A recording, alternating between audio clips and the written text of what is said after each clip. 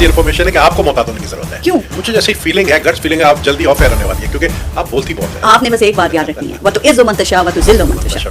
बस अल्लाह साथ होना चाहिए, बाकी मामला हैंडल हो जाते हैं। आपको नहीं लगता कि ज़रदारी साहब की जो मुफाहिमाना पॉलिसी है उसने पार्टी का बेड़ा गर्क करके रख दिया? शेर को भी सर्कस में काम करना पड़ता है, उसकी तारीफ कर दो वो तुमसे खुश होगा। अगर उससे कहा नहीं सर ये आपने गलत किया, बोलेगा इसको निकालो बाहर। इस टाइम कौन शेर है और कौन सर्कस में काम कर रहा है? देखिए ना, मैंने कहा ना, बड़े सोच समझ के आपके सामने था। इस वक्त आप भी पिंजरे में हैं, इस वक्त मैं भी पिंजरे में हूँ। मुझे अपने जान के लाले पड़ गए। छोड़ देना, हुकूमत निकल आए बाहर, क्या मजबूरी है? 5 मिनट में हम ये हुकूमत करा सकते हैं अगर चाहें तो। खान साहब क्या लंबे अरसे तक जेल में ही आपको लग रहे हैं या आपको लगता है कि वो डील करके बाहर चले जाएंगे? मुझे अडियाला से बाहर आते हुए नजर आ रहे हैं इस साल के आखिर में। तो वो जो मुज़ाकरात चल रहे थे क्या वो बिल्कुल खत्म हो गए हैं या अभी भी किसी लेवल पे हैं या फिर बिल्कुल खटाई में पड़ गए हैं? खान साहब खुद डायरेक्टली मुज़ाकरात कर रहे हैं। अभी भी हो रहे अभी भी हो रहे हैं। इसमें कौन है जो खान साहब से मुखलिस है या ज्यादा पीटीआई के मुखलिस है? अंदर इस वक्त कोई खान साहब के अंदर, पीटीआई के अंदर मुखलिस मुझे नजर नहीं आ 5 साल वैसे हुकूमत को मुकम्मल होते हुए आप देख रहे हैं और क्या यही सेटअप चलेगा जो इस वक्त में चल रहा है? रहा। असेंबली 5 साल तक रही। इस असेंबली के होते हुए बिलावल भुट्टो वज़ीर आज़म बन सकते हैं? अस्सलाम वालेकुम नाज़रीन, पाकिस्तान में हक और सच की बात करने वालों को ऑफेयर किया जा रहा है, सच को दबाया जा रहा है। बहुत से एंकर्स को ऑफेयर कर दिया गया, उनमें आज पारस जहां ज़ेब को भी ऑफेयर कर दिया गया। पारस जहां ज़ेब ने अपने पॉडकास्ट में नबील गोबल से इंटरव्यू लिया और नबील गोबल ने इमरान खान को लेकर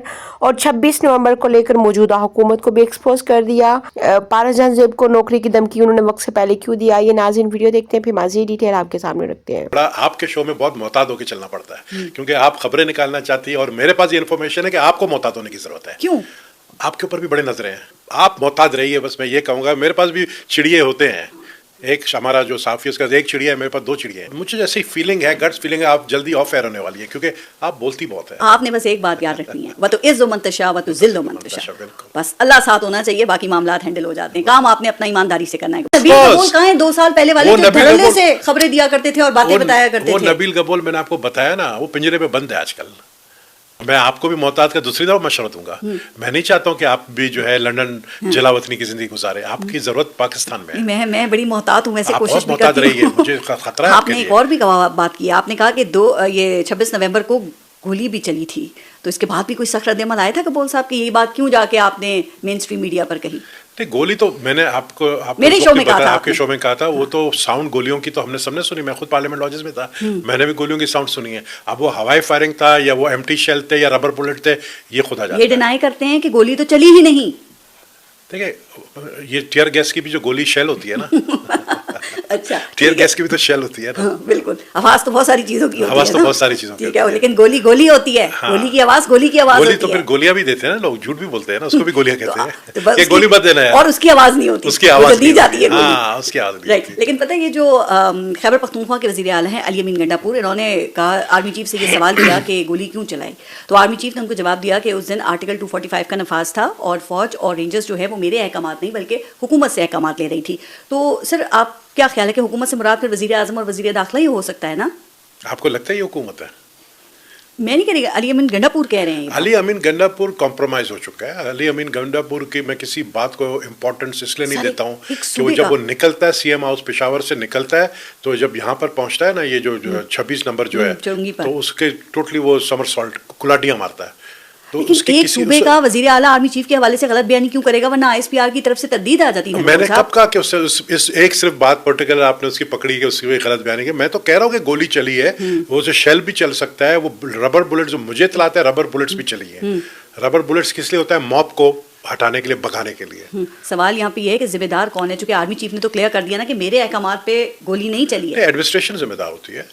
जिम्मेदार जाहिर है उस वक्त के जो उस वक्त अभी भी वही है, आईजी है फिर इस्लामाबाद, अली अमीन गंडापुर ठीक बात कर रहे हैं ना यहाँ पर तो। कमिश्नर भी हैं, आईजी भी हैं, हमारे इंटीरियर मिनिस्टर भी हैं, ठीक। पीसीबी के चेयरमैन भी हैं। हाँ, एक आदमी और कितने सारे काम है ना, मसाइल इतने ज्यादा हैं, लेकिन हल करने मसला के ये लिए ना, एक आदमी, वो हम क्या क्या करेंगे वैसे? हम लोग काबिल नहीं है ना कोई और। वो पीसीबी के चेयरमैन हम भी लोग हैं, नाकार हैं ना, दाखिला भी हैं, लॉबिंग पारस भी हम लोग बाहर कर रहे हैं। नाकार हैं, हम बेकार हैं, हम काबिल नहीं है। एक ही काबिल शख्स है, सारे ओहदे उसको मिल गए तो अच्छी बात है। ये हम बड़े तो चैनल भी नाकार चला हैं। रहे हैं। हाँ, उनको तो आप भी चलाने ऐसे दें। कारामद बन जाए नहीं, ना। हम कारामद ऐसे नहीं बन सकते जैसे वो बन गया है। हमारे पास बेंटली नहीं है दुबई में। अब मैं क्या बोलूं आपको, वो भी कहीं सुना है, कहीं हमारी पार्टी से ताल्लुक है उसका, ये आपको पता हुआ? कौन गाड़ियाँ सी तो पार्टी आपके से? पास भी बड़ी बड़ी गाड़ियाँ हैं, वो भी नहीं, हमने देखी वो- हैं आपकी, वो तो आपके ऐसी पास कलेक्शन मेरे है पास इतना तो देखें जबरदस्त। कलेक्शन, मेरे पास विंटेज गाड़ियाँ। पीटीआई बिल्कुल जीती है। पीटीआई के कुछ एरियाज ऐसे हैं जहाँ पर मुस्लिम लीग नून और पीटीआई में जब आपस में कैंडिडेट्स कमजोर थे, तो फिर जिसने पैसे दिए आरओ को वही जीता है। पैसा चला वहाँ पैसा चला है वहाँ पर। मुझे खुद उनके एमएनए ने कहा पैसा चला है। अच्छा, और ये शहबाज शरीफ, नवाज शरीफ, मरीम नवाज, ख्वाजा आसिफ और ये जितने लोग हैं, क्या ये भी धांधली से इलेक्शन जीते हैं? देखिए, मैं एक बात ज़रूर नवाज शरीफ के लिए कहूँगा कि नवाज शरीफ ने जो ये फैसला किया प्राइम मिनिस्टर ना बनने का, तो ये पता चला कि वो बंदा जो है थोड़ा बहुत रखता है। अब वो उर्दू में लफ्ज़ ऐसा है, गैरत। वो आप बोल सकती हैं, गैरतमंद सियासतदान है ना? गैरतमंद सियासतदान है। क्या वजह थी, क्यों नहीं बने, किस चीज़ पे कॉम्प्रोमाइज़ कर गए? क्योंकि उनको लगता है वो हारे थे, उनको जितवाया गया। अच्छा, वो हारे थे, उनको जितवाया गया, उनको इसलिए लगता है। गैरत का मुजाहरा करते हुए वो प्राइम मिनिस्टर नहीं बने। हाँ। आप समझते हैं कि ये एक लेजिटिमेट हुकूमत है या फॉर्म 47 की हुकूमत है जो पीटीआई कहती है? इसका डीएनए टेस्ट होना चाहिए, पता चल जाएगा लेजिटिमेट है या नहीं है। आपका क्या ख्याल है? वो तो डीएनए नहीं, टेस्ट मेरा है। क्या ख्याल, मैं तो डॉक्टर नहीं हूँ, या तो मैं कोई लेबोरेटरी में नहीं बैठा हूँ, लेकिन डीएनए टेस्ट होगा, पता चल जाएगा। जो धांधली से जीते, जिनके बारे में कहा जा रहा है, तो कबूल साहब वो उन्होंने खुद तो धांधली नहीं की होगी ना, तो फिर उनको किसी ने जितवाया ही होगा। देखिए, हनीफ अब्बासी ने एक बात बड़ी अच्छी कही है।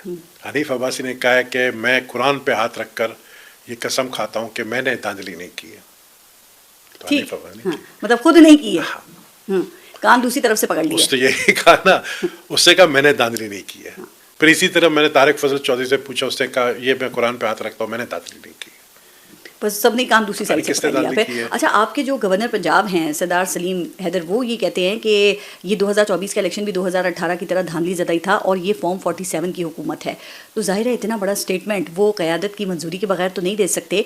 ऐसी क्या मजबूरी है, फिर आप लोग क्यों मुनाफकत कर रहे हैं? रोज़ेदारी साहब वहाँ जाते हैं तो उनके साथ शिकायतों का उनके सामने अनबार भी लगा दिया जाता है। भाई छोड़ देना, हुकूमत निकल आए बाहर, क्या मजबूरी है आपकी? सबसे बड़ी गलती हमारी क्या थी कि हमें हुकूमत ही नहीं लेना चाहिए था। शहबाज शरीफ को प्राइम मिनिस्टर नहीं बनाना चाहिए था।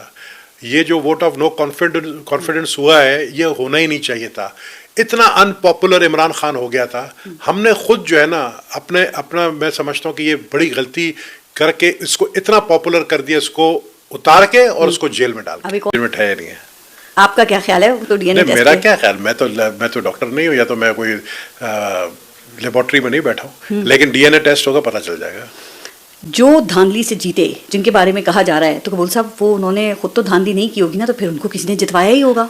देखिए, हनीफ अब्बासी ने एक बात बड़ी अच्छी कही है। हनीफ अब्बासी ने कहा है कि मैं कुरान पे हाथ रखकर ये कसम खाता हूँ कि मैंने धांधली नहीं की है। तो ठीक, हनीफ अब्बासी ने हाँ, मतलब खुद नहीं की है। कान दूसरी तरफ से पकड़ लिया। उसने यही कहा ना, उससे कहा मैंने धांधली नहीं की है। फिर इसी तरह मैंने तारिक फजल चौधरी से पूछा, उसने कहा ये मैं कुरान पे हाथ रखता हूँ, मैंने धांधली नहीं की। बस सबने काम दूसरी साइड से किसने पकड़ लिया। धांधली की फिर है? अच्छा, आपके जो गवर्नर पंजाब हैं सरदार सलीम हैदर, वो ये कहते हैं। जी तो नाज़रीन, ये थी आज की वीडियो। उम्मीद करती हूँ आप लोगों को वीडियो अच्छी लगी होगी। वीडियो के बारे में अपना फीडबैक जरूर दीजिएगा। मिलते हैं अगली वीडियो में, तब तक के लिए खुदा हाफ़िज़।